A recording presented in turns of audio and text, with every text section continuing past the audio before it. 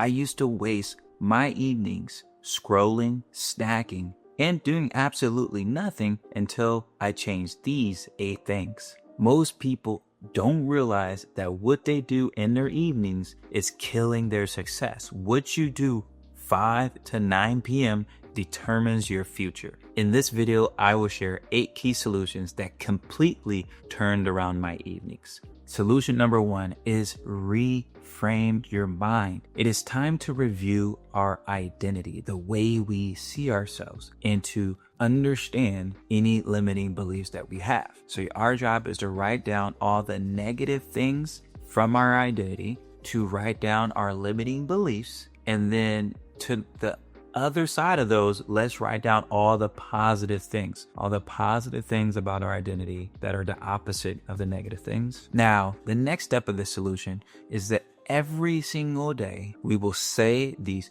positive identity traits and these positive beliefs. So we're going to do this every day. Every day, if I was a person who always went to bed late and I slept in, I am someone who wakes up early and I'm on time. You get what I'm saying?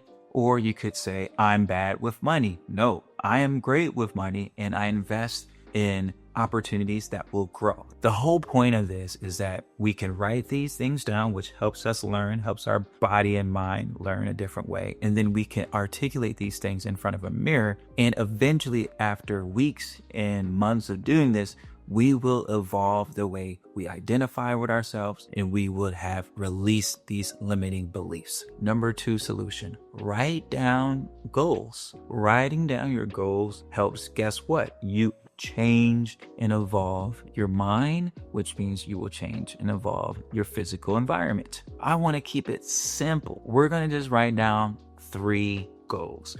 And I actually work with a business coach who helps me with performance, and I'm going to share with you what I have paid my coach to learn for free right now. So first, we're going to write out our top 3 goals. Secondly, we're going to make these goals measurable. So an example of a measurable goal is, for me, I want to put out 40 YouTube videos in a year. Typically, when you make a goal measurable, you try to break it down into bite-sized pieces. So what I would do is 40 videos in a year, I would have to do 10 videos every quarter, and then I'll have to do 3 videos every month. And then you can even go to weekly. I'll do either a video every week or I'll finish a new script for a video every week. And then you can even go down to every day. Maybe every day you spend some time researching your niche. Every day you're like writing something towards a script, or you're thinking about how to edit a video. These are things you do to try to make your goals more measurable. Third, you're going to clearly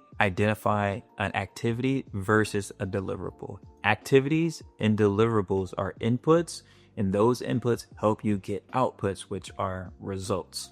So activity for me, look at my activities. I have script writing. I have brainstorming new titles for my videos. I have studying my niche. These are activities. Let's think about the deliverables. Deliverables mainly are finishing a script, editing a video, and posting a video. I also might have some type of activities, might be replying to comments on videos, might be replying to comments on other people's videos.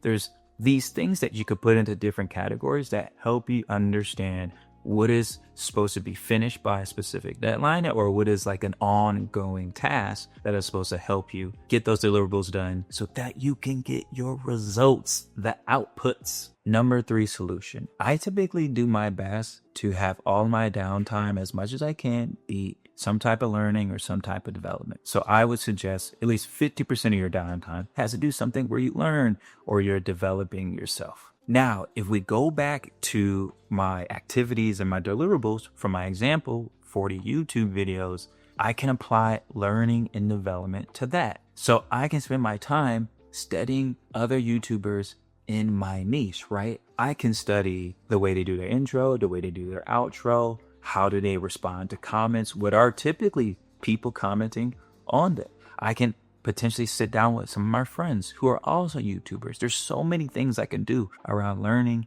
and development, specifically towards one of these top 3 goals. And that is time well spent. Solution number 4, teach and build. I believe there is a big graveyard of people who wanted to do something with their evenings or start a business or have a side hustle. The graveyard is in this solution. Most people consume tons of information, tons of content, and will never teach or build anything. They will just have obesity, if you will, of consuming information, and they will never put anything out. That's not you. You understand that the world rewards people who teach or who build. Seriously, think about it. If you think about the top entrepreneurs, you think about the most famous people, you think about the top celebrities, the best people you know who have success, have all either built something or they taught something. Building something is really hard, but you can actually take information that's already in the world and teach it, and you can still do all that for free. So you could actually spend your downtime teaching and building something, right? You can have an Etsy store, you can have a Shopify store, you can have a consulting business, you can have a coffee shop. Putting something out into the world is extremely impactful. And at the end of the day, humans are creative beings. Putting out our creativity in the world and getting feedback is part of living a life worth living. All right, number 5 solution: nurturing relationships. Now that we're putting ideas out into the world, things are going to be easy, right? Everything's downhill. No, you also have to nurture your relationships. What happens when you put ideas out into the world? They have a mysterious way of finding other people who think like-minded. And when people think like-minded, get around the same ideas, you start to build a community. The amazing thing about community is if you nurtured the community and the relationships right, the community will build itself. The community will start to accrue value, and the community will give you real feedback. They will be buyers of everything that you put out, and then they will be marketing for you, free marketing. They will sing your praises at mountaintops because of the amazing coffee that you sell, because of the great YouTube videos that you put out, etc., etc. So you have to understand, once you put out your ideas, they will essentially find amazing groups of people. You have to nurture that community. So the number 6 solution is play. Yes, I said play. Your job is to get away from the main hustle, get away from the side hustle, and go play. So that means sign up for the marathon, go skiing, go swimming, do all the things. When you are able to get away from thinking so hard about the main hustle or the side hustle, you can let your subconscious start to solve problems in your daily world for you, because you are giving your subconscious rest. For example, have you ever wondered why the phrase shower thoughts exists? It's because when you are idle or doing something different, your brain starts to work and solve problems for you. Your brain is much smarter than you actually think. It is always solving and completing problems and helping you progress. So go out and play. Go out and enjoy time with friends. Go do all the sports. Go sign up for all the leagues. Go play all the video games and do these things. And then take some of the learning, some of the epiphanies that you have during play, and implement them into the main hustle and the side hustle. All right, solution number 7, do something hard every day. Adopting doing something hard every day will help you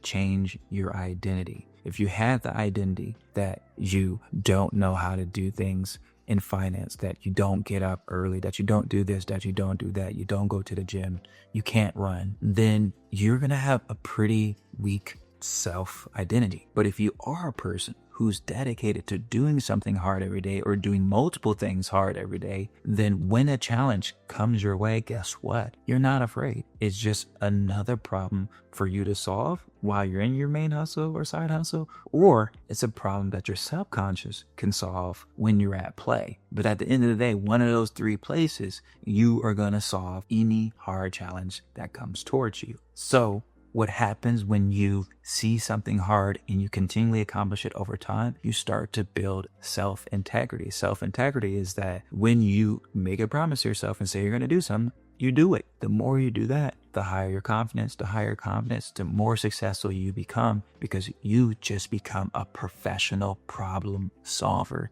Any problem out there, you want to go out and solve it. That is a great identity to have. All right, solution number 8. time block your day and journal. And some of you may be saying, when should I start time blocking my day? The best morning routine starts the night before. So if I were you, after work gets done, let's say it's Monday at 5 p.m., I'm going to write and time block my day for Tuesday. So I'm going to look and understand exactly what time I want to get up, what time I have to do work, what time I'm doing something for my side hustles, what time I'm eating, what time I'm going to the gym. You want to block out every little thing. It doesn't have to just be work stuff. It can be play and it can be side hustle. So you are giving the ability for your subconscious to work on Tuesday's activities starting 5 p.m. on Monday, because you're doing what? You're time blocking your day. You're putting the time slot for everything that needs to be done. Now, one thing I did mention earlier was journaling. Journaling is a great companion to time blocking. Most people use journaling to talk about the past. I'm going to challenge you to use journaling to talk about your future. You can design your future, right? I started this off with the reframe, which means you're going to reframe your mind. You're going to say things out loud and affirmations. You're going to write them down, and that's going to reframe your mind. That's going to help you design and create a whole new physical environment. That's the same thing that's going to happen during journaling. When you journal about the future, 5 years from now, you can go back and look at what you wrote down. Remember when we wrote we were going to do 40 videos in a year, and now we do 75, and I have 100,000, 500,000, 1 million subscribers on YouTube. Remember us reframing? I want you to have that feeling. I want you to enjoy the process of becoming this new person with a new identity, but also this person who's creating a new physical environment. Okay, now that you know how to turn your downtime into being profitable, it's time to learn the ins and outs of your net worth. Make sure you check out my latest video about your net worth.